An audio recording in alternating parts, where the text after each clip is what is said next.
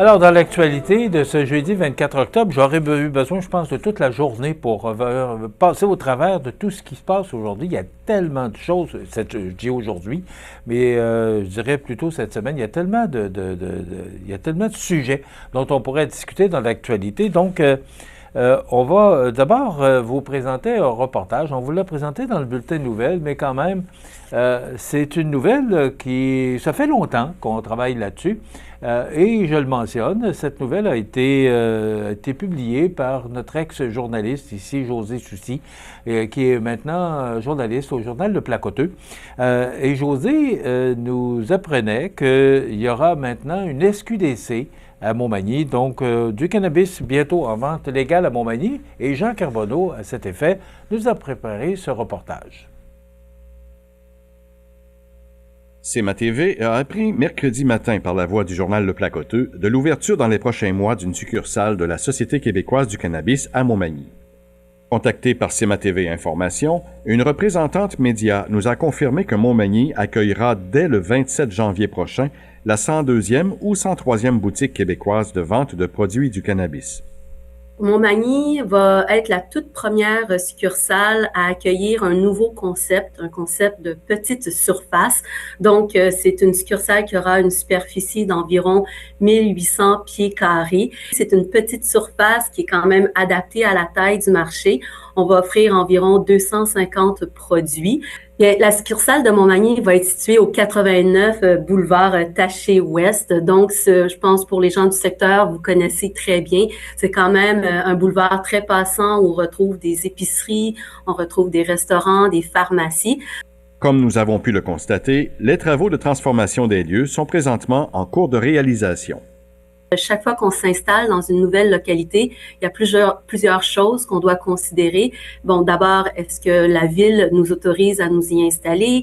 Est-ce qu'il y a des locaux disponibles? Puis aussi, dans une ville comme Montmagny, on a l'obligation d'être situé à au moins 250 mètres de tout établissement d'enseignement. Dans un autre ordre d'idée, nous avons pu constater qu'à la porte voisine de cette adresse, une affiche installée sur le mur indique également l'ouverture prochaine d'un point de dépôt de Recyc Québec. Rappelons qu'au début de l'année 2020, le gouvernement du Québec a annoncé 2 réformes majeures. La transition vers le nouveau système de collecte sélective se fera graduellement pour un déploiement complet au 1er janvier 2025. Ici Jean Carbonneau, CMA-TV Information à Montmagny. Donc, une SQDC à Montmagny, vous l'avez entendu de Jean, ça sera situé aux Galeries Montmagny, donc ça devrait ouvrir en janvier prochain. Les 3 municipalités de la MRC de Kamouraska favorables au projet de regroupement qui maintiennent le cap, bien ça, on a invité à un moment donné M. Vincent Bérubé, qui est maire de la Pocatière, pour venir nous parler de ce projet de regroupement. Bien, c'est encore bien actuel et ils ont justement émis un communiqué hier, ces 3 municipalités, pour dire qu'ils allaient de l'avant et ça va se poursuivre. Il y a Saint-Roch des Aulnay, M. André Simard, qui est maire, qui était très favorable à ce regroupement. D'abord, il était favorable au regroupement avec Saint-Jean-Port-Joli, Sainte-Louise, Saint-Aubert et Lillet. Et là, ce projet de regroupement a tombé, a cessé. Et là, bien, M. Simard s'est joint avec le groupe de la Pocatière, Sainte-Anne-de-la-Pocatière et Sainte-Onésime d'Eastworth. Et là, on ne connaît pas les raisons vraiment du retrait, mais M. Simard et son conseil municipal ont décidé de prendre une autre voie là, pour peut-être un possible rassemblement, mais je ne sais pas là, de quel côté ça va aller. Mais en tout cas, les 3 municipalités maintenant qui demeurent, c'est la Pocatière, Sainte-Anne-de-la-Pocatière et Sainte-Onésime d'Eastworth. Alors, ces 3 municipalités poursuivent leur démarche dans l'objectif de se regrouper. Et ça, c'est vraiment pour une économie d'échelle à tous les niveaux. C'est que toutes ces petites municipalités-là sont inquiètes par rapport à tout ce que toutes les responsabilités que ces municipalités ont maintenant. Et aussi, la pénurie de main-d'œuvre, c'est pas que dans les secteurs manufacturiers, c'est partout. Les municipalités vivent ça aussi. Il y a des gens qui quittent parce qu'ils prennent leur retraite. Il y a toutes sortes de raisons qui peuvent faire qu'on manque de personnel. Ça coûte cher maintenant parce qu'il y a de plus en plus de responsabilités qui incombent aux municipalités. Moi, je trouve tellement que c'est une bonne idée. Je salue l'initiative de ces 3 municipalités-là et pourquoi pas à d'autres échelles de municipalités là, qui pourraient faire de même. Vous savez, il y a beaucoup de monde, ça demande un conseil municipal, ça demande des employés, c'est très lourd comme organigramme. Excusez-moi, je cherchais le bon mot, là. Alors, moi, je salue et j'espère que d'autres municipalités vont emboîter le pas et de dire, écoutez, pourquoi on ne se fusionne pas? Pourquoi des petites municipalités de 300-400 personnes, là, et permettant d'offrir de meilleurs services. Je ne dis pas qu'ils n'offrent pas les bons services, pas du tout, pas ça que j'ai dit, mais encore, l'avenir, quand on regarde dans la boule de cristal, là, ce ne sera pas moins facile. Ça va devenir de plus en plus difficile. Alors, on prévoit le coup et je salue l'initiative là, de ces 3 maires, de ces 3 conseils municipaux, de ces 3 municipalités, parce que ça englobe beaucoup de monde, et de trouver l'unité. Moi, ce que je trouve intéressant, là, c'est que ces 3 municipalités-là réussissent à s'entendre, parce que c'est pas évident là, de faire une fusion. Puis qui va être maire de la fusion? Tu sais, il y a beaucoup d'enjeux là-dedans, mais de réussir à s'entendre, puis de dire, OK, regarde, c'est la ligne qu'on se donne, et on s'en va là, puis il faut que ça se fasse, parce que c'est dans l'intérêt de notre communauté. C'est tout à leur honneur. Bravo, félicitations pour cette belle initiative. L'intelligence artificielle nécessaire pour les entreprises de la région, on n'est, je pense, pas au courant de tout ce que l'intelligence artificielle peut nous apporter comme bienfait, parce qu'on dit que c'est vraiment des bienfaits pour les entreprises que l'intelligence artificielle, donc, ça va se faire de plus en plus. Il y avait une conférence que la MRC et le Centre d'aide aux entreprises ont organisée, alors que plus de 60 entrepreneurs y ont participé. Alors, on va continuer et vous allez entendre de plus en plus parler de l'intelligence artificielle. C'était la semaine de la PME, et M. Généreux l'a souligné là, cette semaine. Et aussi, hier, je vous en ai parlé, ça a été confirmé par la Banque du Canada, la baisse d'un demi-point, quand même, 4,25 à 3,75 de taux d'intérêt de la Banque du Canada. Et ça aussi, ça va aider nos entreprises parce que on a besoin de ça. Et j'écoutais une économiste qui parlait hier sur les ondes de Radio-Canada qui disait qu'il y a encore de la place, là, et il y a du travail encore à faire pour la Banque du Canada. Vous savez que le taux d'inflation était très élevé pour toutes sortes de raisons. Et c'est pour ça qu'on a travaillé à ramener l'inflation. On voulait la ramener autour, et on veut la maintenir autour de 2 %.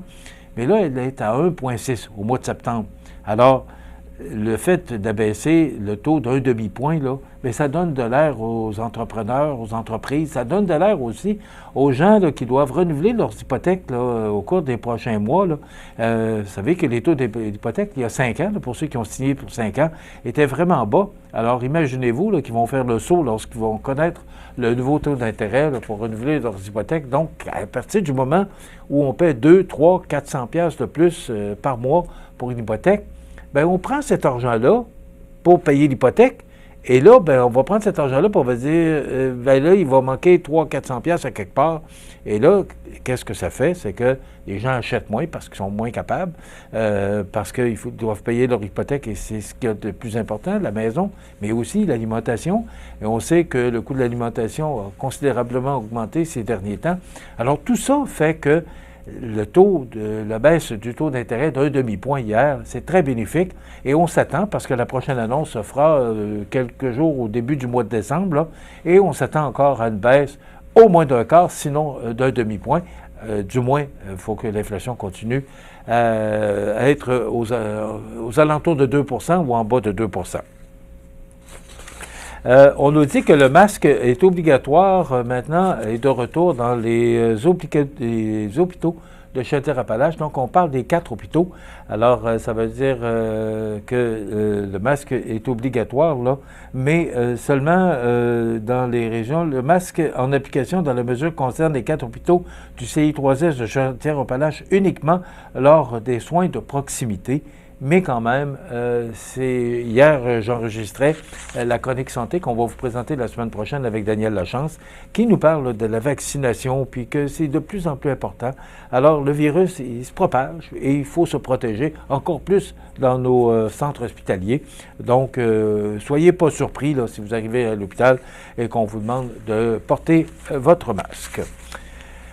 Ben, vous avez vu hier que Mme Valérie Plante a annoncé son retrait. Pourtant, même au mois d'août, elle disait qu'elle pourrait être de nouveau, ou elle pourrait demander un 3e mandat, mais non, hier, elle a décidé qu'elle ne sollicitera pas de 3e mandat. C'est une décision déchirante que Mme Plante nous a mentionnée. J'ai réalisé que je ne suis pas capable de garantir 4 autres années au Montréalais avec la même énergie, a déclaré la mairesse en point de presse. Elle en a fait l'annonce devant les membres de son cabinet ému réunis pour l'occasion à l'Hôtel de Ville. C'est dans le Journal de Québec ce matin sous la plume d'Anouk Lebel. Mais ce qu'on apprend, c'est que, selon un sondage Somme la presse, 1 Montréalais sur 2 ne voulait pas qu'elle obtienne un 3e mandat. Mais ça, elle ne l'a pas mentionné. Mais pourtant, c'est dans la presse de ce matin, donc, un sondage Somme la presse qui mentionne que 1 Montréalais sur 2 ne souhaitait pas qu'elle revienne pour un 3e mandat. Et, vous savez, aux États-Unis, c'est comme ça, c'est 8 ans. Après 8 ans, on change. Et il me semble que ça devrait être partout, maximum 2 termes. Ça donne le temps aux politiciens là, de faire leur place. Parce que le premier 4 ans, excusez-moi l'expression, mais on se fait les dents, là, comprendre comment le système fonctionne. Et le deuxième mandat permet justement de mettre à profit là, tout ce qu'on a appris aussi, d'être peut-être plus confortable sur la chaise du politicien ou de la politicienne. Alors, 3 mandats, c'est quand même 12 ans, ça commence à être long. Alors, Mme Plante, là, qui a décidé de se retirer, donc, elle va terminer son mandat. Les élections, vous le savez, c'est au début du mois de novembre 2025. Ça s'en vient en grands pas, donc elle voulait donner le temps à son parti de trouver un remplaçant ou une remplaçante.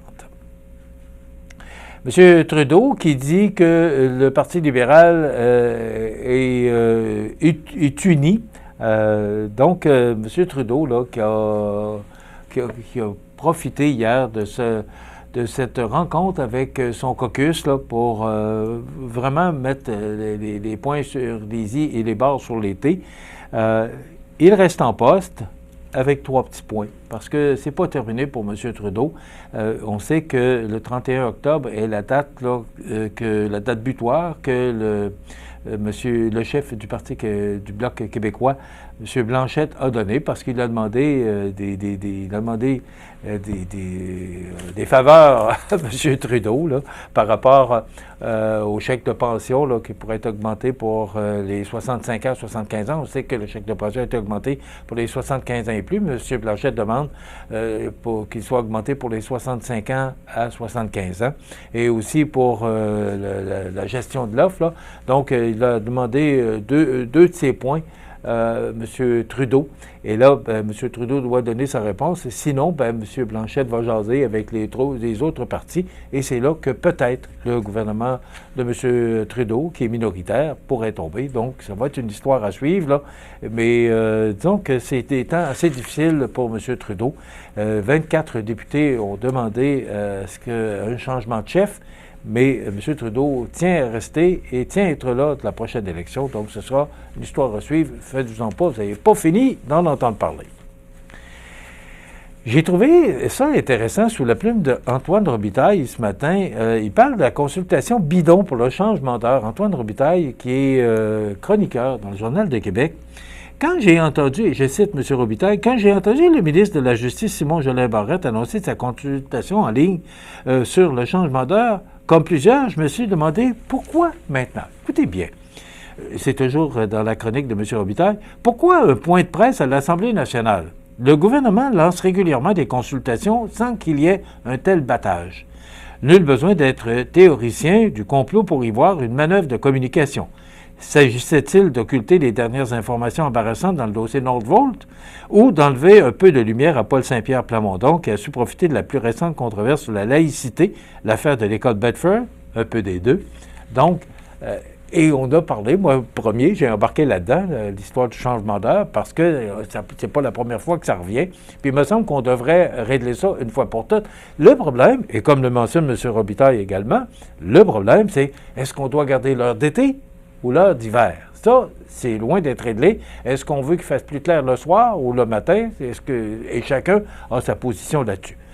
Mais ce sera à suivre, puis on n'a pas fini d'en parler. Ben voilà, c'est déjà terminé. Les grimpeurs qui restent détenus pour l'instant, les gens qui ont monté sur le pont Jacques-Cartier cette semaine, vont rester détenus. Et c'est ce qu'on apprend sous la plume de Michael Nguyen du Journal de Québec ce matin. Donc, c'est une histoire à suivre, ça aussi. Chronique prévention pro-mutuelle, c'est ce qu'on vous propose demain. Et à la découverte des télérégionales, ben on va entre autres présenter ce qui se passe derrière les caméras de CIMA TV demain. Donc, c'est ce qu'on vous offre. Non, on dit que c'est pas demain. Alors, c'est Rocher-Percé demain. Je pensais que c'était Montmagny. Alors, on se retrouve demain. Bonne journée.